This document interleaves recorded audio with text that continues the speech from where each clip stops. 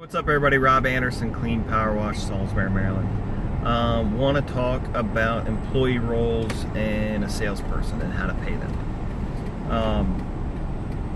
Again, this is just my 2 cents. Obviously, if you want to pay more or less, the same,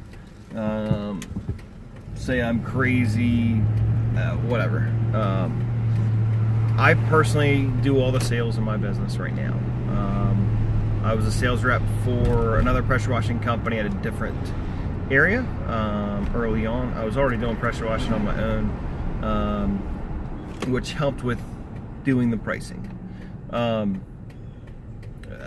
me say this too. First and foremost, make sure that you've got your non-competes and everything for somebody that you're going to teach all the sales side of it. It is helpful, if you've got multiple people on your crews, or you got multiple employees or whatever, and you've got somebody who think would be better suited or would be better utilized as a sales rep. I mean, that's going to be a bonus, that they understand what they're doing, instead of just hiring somebody and saying, hey, this is how much you charge for this, this, or this, because a lot of times that person might not understand that you're going to need to charge more for doing X because of this other area, which is going to be trickier to get to, or this kind of stain is more stubborn to deal with. And also, I mean, personally, I've always found that, estimates and everything to be more of an art than a science. Or maybe it's just I haven't bothered to figure out the actual science and math behind it. As far as how you compensate the sales rep, I believe it should be a combination of hourly plus sales commission. The reason being that, and also too, the easier you keep it, the better. When I was doing sales, I ended up spending, he had 8 to 10 estimates for me to do a day. I got paid 10% commission, and that was it. I had to pay for my own gas. I was using one of those big map books to figure out, not Mac books, but map books, to figure out where I was going. So driving all over the county. I don't even know what I racked up in miles that summer, but spent a lot of time driving.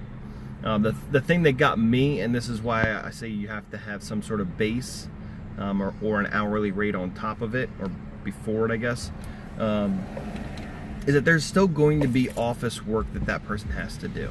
There's still going to be times where you're going to ask them to do other things in the business that is not in the middle of the sales process. And to tell them, well, hey, be fortunate, you sold X amount and I'm giving you this percent, you should be happy with that. Well, you know what, people are doing more stuff. I had to put in all the sales stuff, or going around, and he needed me to, sorry, it's like a big fuzzy floating around in the car.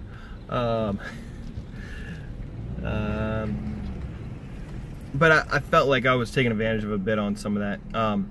As far as other phones, devices, whatever else, that's really going to depend more on the size business that you have. If you've got an extra truck, by all means, that's going to help them. You can't have them going up there in a old rust bucket, and then trying to be professional there and sell stuff.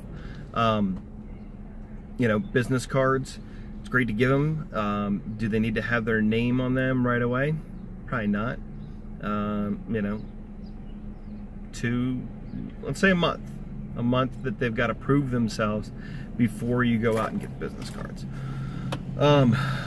I would say, and depending on your laws in your area, but I would pay somebody, let's say $8 to $10 an hour as a base for any time that they're doing work, period.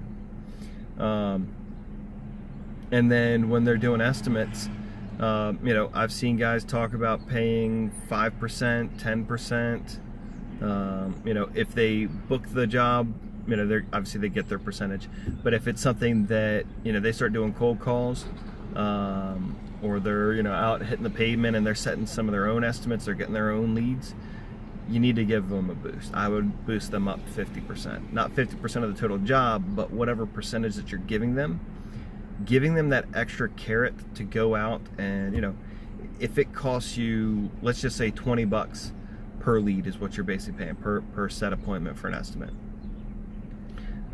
If he's able to, through his initiative, go out and call a bunch of people or knock on doors, or, you know, with 5 rounds he's going out and selling other houses, then give him more money. That's somebody, or her, somebody that you need to keep around, that you want to make sure that they're taken care of. And certainly, you know, you need to set goals. You need to have, you know, hey, here's the target for this week, this month. If you hit that, if you hit this goal, you know, close rate overall. Again, I'm not big on the close rate percentage because there's a lot of other things that get involved. Certainly, your guys need to make sure that they're asking for the sale, and you also have to have some sort of, you know, callback policy. You know, if he books it right then and there, he gets this. If he goes out and does the estimate and then calls them back and closes it, he should get either all or most of that same commission percentage. You know, if it's something that he went out, did the estimate for, and then your CRM ends up closing the job, you know, that gets different. You know, I might consider paying them half of what the regular commission would be. We haven't really gotten that far into it. But again, when I was doing it, I was getting paid 10% commission, no other perks, benefits, or anything else. And again, I did feel like often I put in way more hours than I was paid for. All right, I gotta order some sweet tea. Okay, so then once you've got your commission percentages and things figured out, the other thing you need to make clear with them is that, you know, if the job ends up getting canceled, then obviously that needs to be deducted from, you know, their next commissions check. Again, hopefully they're doing sufficient volume, and I think you'd be hard pressed for somebody to say, well, no, I still deserve credit for this because I still closed it. You know, unless it's something that's, you know, we dropped the ball as the company and didn't show up or didn't communicate or something like that, and in that situation, still the job's been canceled.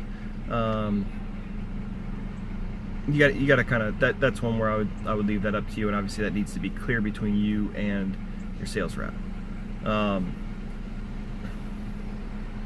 As far as phones and all that, again, person's got to prove themselves. There are ways that you can have them call through things like Google Voice